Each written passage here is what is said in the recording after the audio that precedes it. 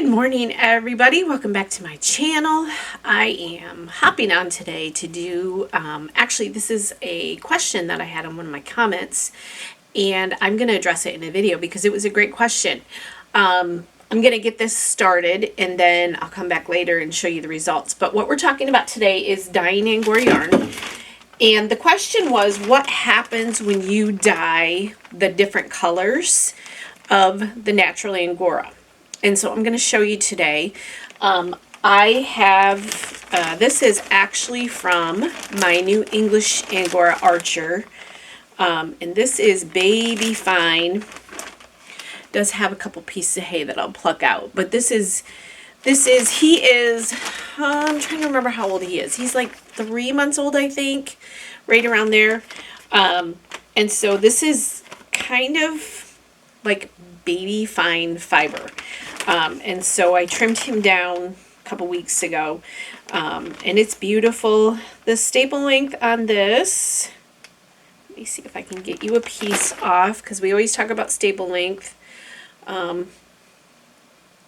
It is, oh, there's a good piece. So there is the clip end and there's the end. So a couple, 2-3 inches, depending on where it's from. And so I am going to dye, today I'm using the Jacquard Acid Dyes, which is mainly what I use right now. And this is Brilliant Kelly Green. I wanted some green. So I'm going to dye the white. I don't know if I'll do all of this. I'll see what I end up with. And then the other fiber that I am going to dye is off from my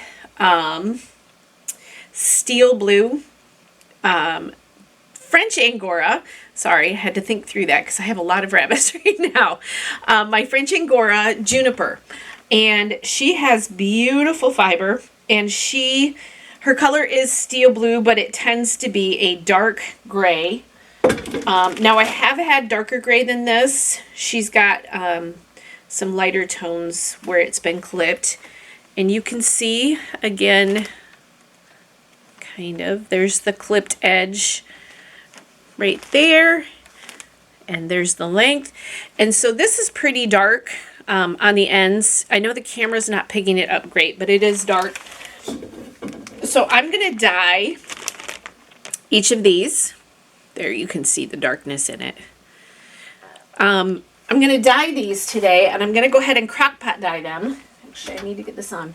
And so I'm going to get this all done, and then I will come back later. I've got cages to clean today. It is Thursday. I'm a little bit behind on videos, but I have a goal for 2 videos a week right now. And a new one did go up yesterday, so don't forget to go look at that. But I'm going to get this all set up and running, and then we're going to crock pot dye it, which essentially is the crock pot does the work, and I don't really have to pay too much attention to it. And so that's kind of nice on these busy days. And then I'm going to go get the garden weeded because it's out of control and it's supposed to be hot today. So I'm going to get all that done while this is doing its thing, and then I'll come back and show you what results we have. So what I'm going to do is I'm going to fill, let's see, I'm going to fill this is an old crock pot that I got at Goodwill. This is the one I've used for years, and I'm going to just fill this about 2/3 of the way up with water. And I know my head's cut off, but I'm trying to get everything in the video here, so you don't need to see my face. So I'm going to fill this 2/3 full with water. And this is our kitchen in our basement, which is perfect for dyeing. I have all my supplies in the cupboards back here, and I can keep everything down here. So there's that. And then I am going to use citric acid today. Typically I use either vinegar or citric acid. They both do the same thing. And for this, I'm going to use about a tablespoon in this pot. And I'm going to get it in and let that dissolve. And I also have a stove down here too, which you've seen in other videos, that I can use to pot dye too, which is perfect. And then I'm going to get, I don't know, probably a cup of water to add the dye to. And I'm going to add trying to think of how dark or deep I want this. I'm going to add just probably a half a teaspoon right now. I can add more later. I'm going to get that in there and get it mixed.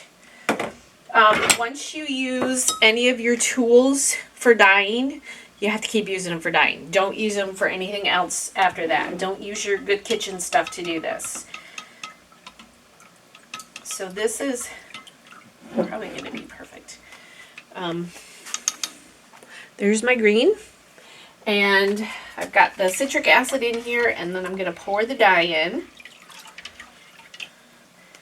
And I should have weighed, put that in the sink. I should have weighed out, I am guessing that this is probably, and I can weigh it after it dries too. I'm thinking this is probably an ounce and a half of fiber. And I'm going to go ahead, I have some other white rabbits that I need to groom right now. And so I'm going to go ahead and dye all of this.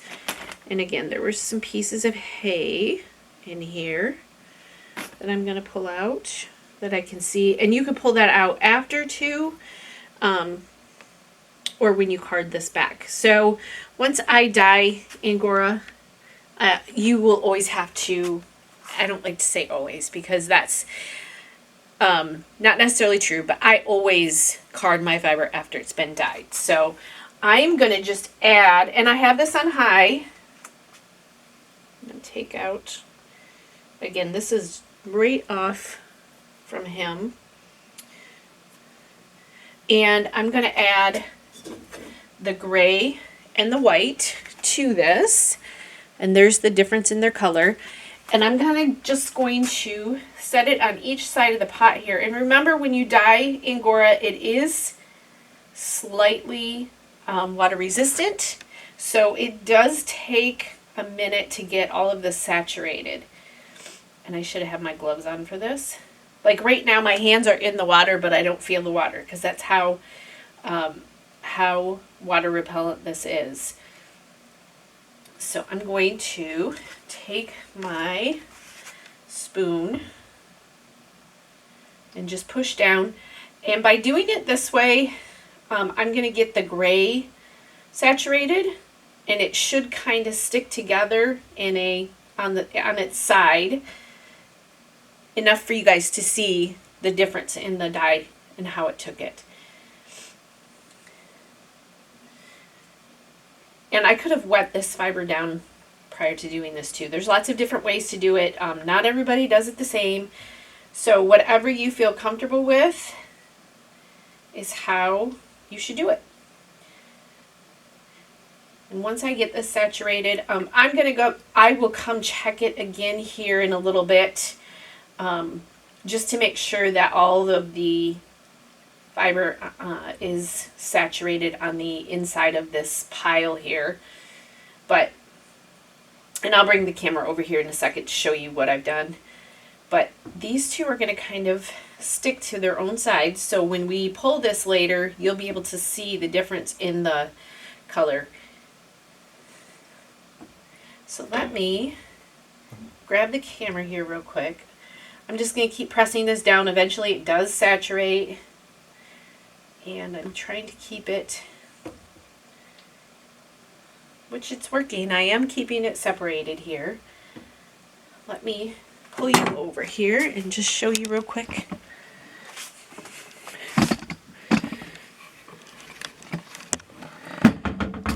Oops. So there's that. I'm going to keep pressing it down until it is fully saturated. And then I'm going to give this a couple hours. Probably, I don't know, it just depends on how much color you want it to absorb. I may add more color in the end here, or in the middle. I'll add more color just to see. I'll wait and see how this grabs and what picks up. But yeah, so this is going to get saturated, and I will be back in a few hours here and show you the results. So stay tuned. Okay guys, welcome back. It is later that same day. I put the fiber in the crock pot about 10 o'clock this morning. It is now 4 p.m. And yeah, I'm going to pull you up here and show you what's in the crock pot, and then I'll pull it out and we'll see what this has done. So this, hopefully this doesn't steam up.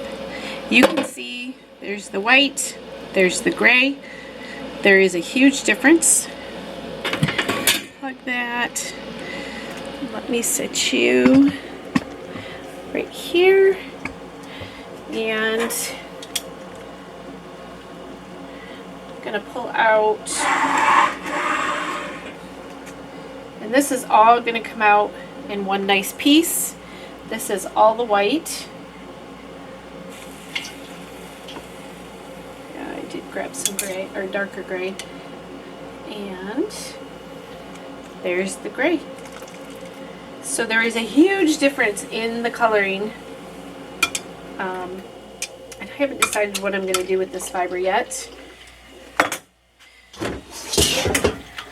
But if I'll mix it or if I'll keep it like this. I just have a colander here. Whoops. So there's the difference. There's the white and the dark grays on the other side. You can see what a difference there is in the color. So that's what's going to happen when you